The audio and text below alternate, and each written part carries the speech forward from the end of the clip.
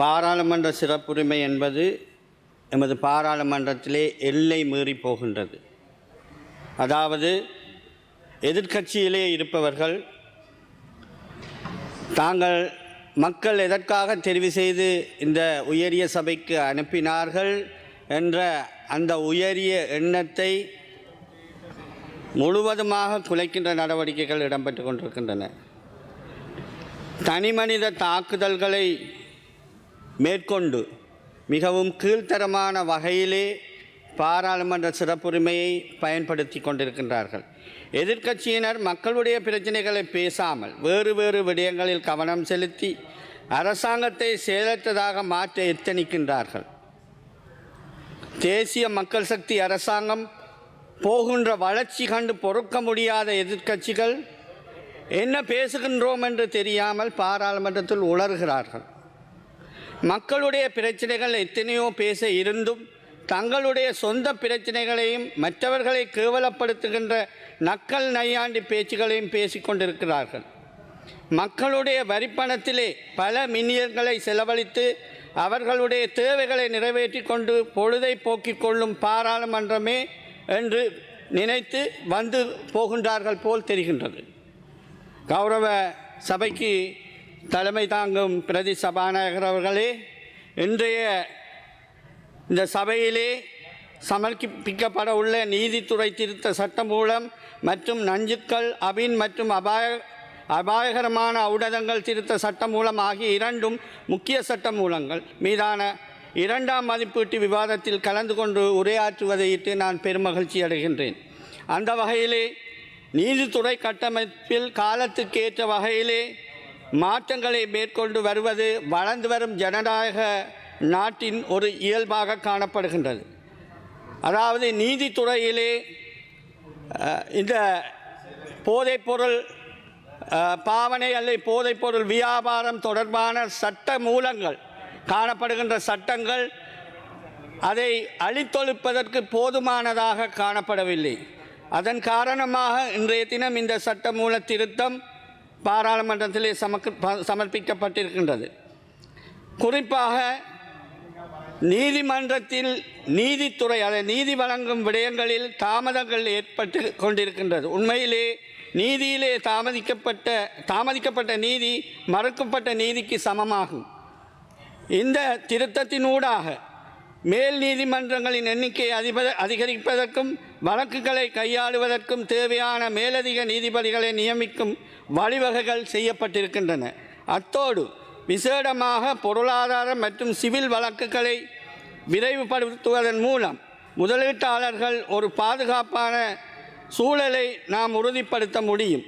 அந்த வகையிலே தூர பிரதேசங்களிலே வாழ்கின்ற மக்கள் நீதியை பெற்றுக்கொள்வதற்காக நீண்ட தூரம் பயணிக்க வேண்டிய சுமையை குறைக்க நீதிமன்ற அதிகார வரம்புகளை மீளாய்வு செய்வதும் வரவேற்கத்தக்க விடயமாகும்.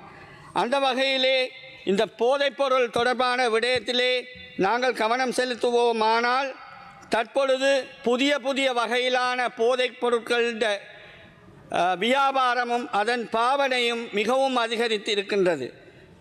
அந்த போதைப் பொருட்களை பயன்படுத்துகின்ற நபர்களை கண்டுபிடிக்கக்கூடிய அல்லது இனங்காணக்கூடிய வழிமுறைகள் அற்ற வகையிலே அந்த போதைப் பொருட்களினுடைய தன்மைகள் காணப்படுகின்றன. இதன் ஊடாக எமது எதிர்கால சந்ததியினர் தொடர்ச்சியாக பல்வேறுபட்ட அசௌகரியங்களுக்கிலே எதிர்காலத்திலே அவர்கள் உட்பட வாய்ப்பிருக்கின்றது. உதாரணமாக குறிப்பாக இளம் வயது சந்ததியினர், முக்கியமாக பாடசாலை மாணவர்கள் மற்றும் பல்கலைக்கழகங்களிலே கல்வி கற்கின்ற அல்லது உயர்கல்வி நிலையங்களிலே கல்வி கற்கின்ற மாணவர்கள் போன்றவர்கள் இதில் அதிக அளவிலே பாதிக்கப்பட்டிருக்கின்றார்கள்.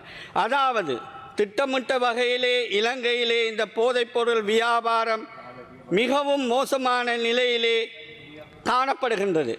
இந்த திட்டமிட்ட வகையிலான இந்த போதைப்பொருள் வியாபாரத்தை முழுமையாக அழித்தொழிப்பதற்கு இந்த சட்டமூல திருத்தம் என்பது மிகவும் முக்கியத்துவம் வாய்ந்ததாக காணப்படுகின்றது. இதனூடாக போதைப்பொருள் கடத்தல்காரர்களுக்கு எதிரான தண்டனைகளை அதிகரிப்பதன் மூலம் நாம் இந்த மாஃபியாக்களை கட்டுப்படுத்துவதற்கு வசதி ஏற்படுகின்றது. அந்த வகையிலே அது மட்டுமல்லாமல் இந்த போதைப்பொருள் பாவனைக்கு உட்பட்டிருக்கின்ற எமது நாட்டின் எதிர்கால பிரஜைகளை மீட்டெடுக்க வேண்டிய தேவை இருக்கின்றது. சமூகத்திலே அவர்கள் ஓரங்கட்டப்பட்டு கொண்டிருக்கின்ற நிலைப்பாடு காணப்படுகின்றன. அவர்களை இனங்கண்டு அவர்களுக்கு தகுந்த புனர்வாழ்வு நடவடிக்கைகளை ஈடுபடுத்தி அவர்களையும் சமூகத்தில் இணைத்து எதிர்கால நாட்டின் அபிவிருத்திக்கு அவர்களையும் பங்காளிகளாக மாற்றுவதற்குரிய நடவடிக்கைகளை நாங்கள் எடுக்க வேண்டும். அந்த வகையிலே இந்த போதைப்பொருள் என்பது தெரு மூளை முடுக்குகள் எல்லாம் வியாபித்திருக்கின்றது. அது மட்டுமல்லாமல் அது ஆழ்கடலுக்கு நகர்ந்துள்ளது. அங்கு பிரமாண்டமான தாய்க்கப்பல்கள், அதாவது மதர் ஷிப்ஸ் என்று சொல்ல முடியும், நமது பாரம்பரிய எல்லைகளுக்கு வெளியே நங்கூரமிட்டு போதைப்பொருள் வியாபாரத்தை ஒருங்கிணைப்பு செய்கின்றன. எனவே இந்த சட்டமூலத்தை நாங்கள் திருத்தி அமைக்கின்ற பொழுது நாங்கள் கடலில் முழுமையாக எமது நாடு கடலால் சூழப்பட்டது என்ற வகையிலே கடலூடாகத்தான் இந்த போதைப் பொருட்கள் இலங்கைக்கு கொண்டு வரப்படுகின்றன. ஆகவே இந்த நடவடிக்கைகளை கட்டுப்படுத்துவதற்கு இந்த சட்டம் மூலம் மிகவும் பிரயோசனம் உள்ளதாக இருக்கும். ஏனென்று சொன்னால் நடுக்கடலிலே நன்கு உரமிட்டிருக்கின்ற அல்லது சர்வதேச கடல் எல்லையிலே காணப்படுகின்ற இந்த போதைப்பொருள் வியாபாரத்திற்கு அதில் ஈடுபடுபவர்களை கைது செய்து நீதிமன்றத்துக்கு உட்படுத்துவதற்குரிய வாய்ப்புகள் எங்களுக்கு குறைவாக இருந்தது. ஆனால் இந்த சட்டமூல திருத்தத்தின் மூலம் அதனையும் நாங்கள் மேற்கொள்ளக்கூடிய வாய்ப்பு ஏற்பட்டிருக்கின்றது. அந்த வகையிலே இந்த சட்டமூல திருத்தம் என்பது மிகவும் பிரயோசனமானதாக காணப்படுகின்றது.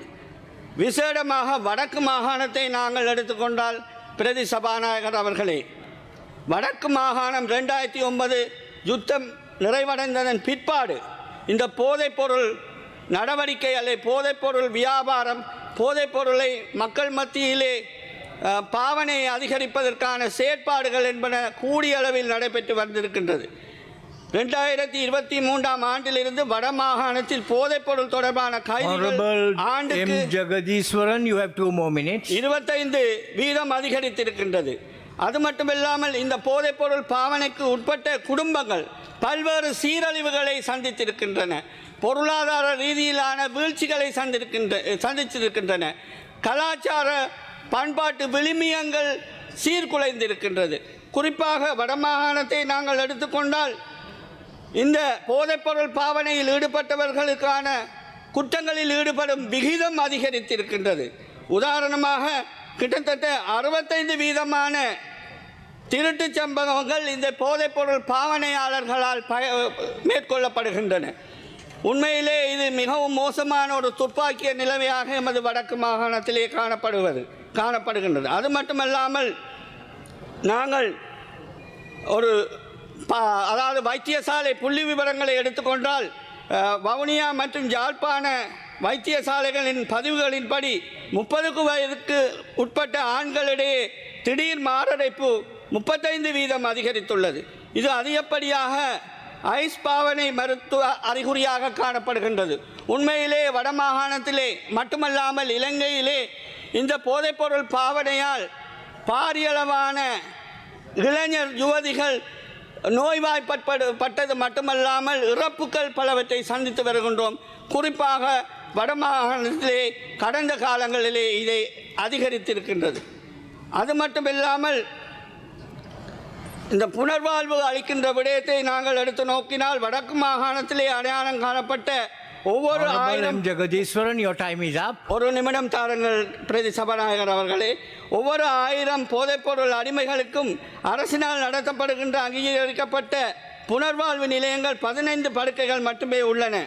எனவே இவற்றை அதிகரித்து புனர்வாழ்வு நடவடிக்கையை மேம்படுத்த வேண்டும். அது மட்டுமல்லாமல் யாழ்ப்பாணம் போதனா வைத்தியசாலையில் மனநல பிரிவில் அனுமதிக்கப்படும் 4 புதிய நோயாளிகளில் ஒருவர் போதைப்பொருளுக்கு அடிமையானவராக காணப்படுகின்றார். இவ்வகையாக எமது வடக்கு மாகாணம் இந்த போதைப்பொருள் என்ற விடயத்தில் மிகவும் மோசமான நிலையில் பாதிக்கப்பட்டு கொண்டிருக்கின்றது. எனவே கௌரவ பிரதி சபாநாயகர் அவர்களே, எமது நாட்டினையும் என்பது குறிப்பாக வடமாகாணம் ஏனைய மாகாணங்களையும் இந்த போதைப் பொருளிலிருந்து மீட்டு எடுப்பதற்காக எங்களுடைய ஜனாதிபதி அவர்கள் நாடு முழுவதும் ஒன்றாக என்ற செயற்திட்டத்தை நடைமுறைப்படுத்தி இருக்கின்றார். இந்த செயற்திட்டத்தின் ஊடாக கிராம மட்டங்கள் தோறும் கிராம மட்டத்தில் இருந்து இந்த போதைப் பொருள் நடவடிக்கை அனைத்தையும் நாங்கள் முற்றாக நிர்மூலம் செய்ய இருக்கின்றோம். அந்த புனிதமான பயணத்திலே அனைவரையும் இணைந்து கொள்ளுமாறு நான் அழைப்பு விடுத்து இந்த சந்தர்ப்பத்துக்கு வாய்ப்பளித்தமைக்காக நன்றி கூறி விடைபெறுகின்றேன். நன்றி, வணக்கம்.